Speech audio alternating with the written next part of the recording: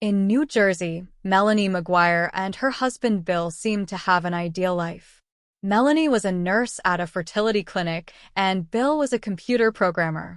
They had two sons and were planning to move into a new $450,000 home. On April 28, 2004, they finalized their mortgage. But just hours later, their lives took a horrifying turn. On May 5, 2004, two fishermen found a green suitcase floating in the Chesapeake Bay, Virginia, about 250 miles from Woodbridge, New Jersey. Inside was a black trash bag with severed male legs.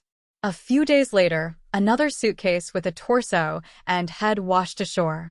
A third suitcase with more body parts was found later. The victim was identified from a sketch as Bill McGuire, Melanie's husband. Virginia police handed the case over to New Jersey authorities, who found that Bill had been shot and dismembered in his Woodbridge apartment.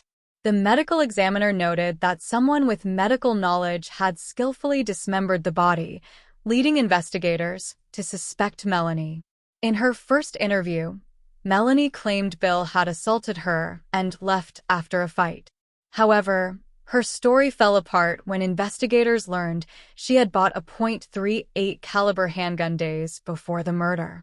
They also found she was having an affair with a doctor at her clinic for over 2 years and had also searched online for information on committing murder. Investigators found small pieces of Bill's flesh, or human sawdust, in the Woodbridge apartment, despite the absence of other forensic evidence. Circumstantial evidence mounted: the handgun purchase, matching bullets, and medical-grade towels from Melanie's clinic. On March 8, 2005, authorities recorded hours of Melanie's phone conversations, including with her lover, Dr. Bradley Miller. In June, Melanie was arrested for Bill's murder.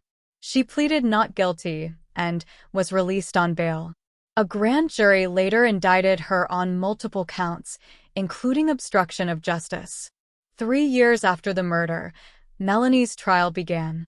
The prosecution argued she killed Bill to start a new life with her lover. They presented evidence of a meticulously planned murder. Melanie's defense claimed there was no proof the crime occurred in their apartment and suggested Bill's gambling led to his demise.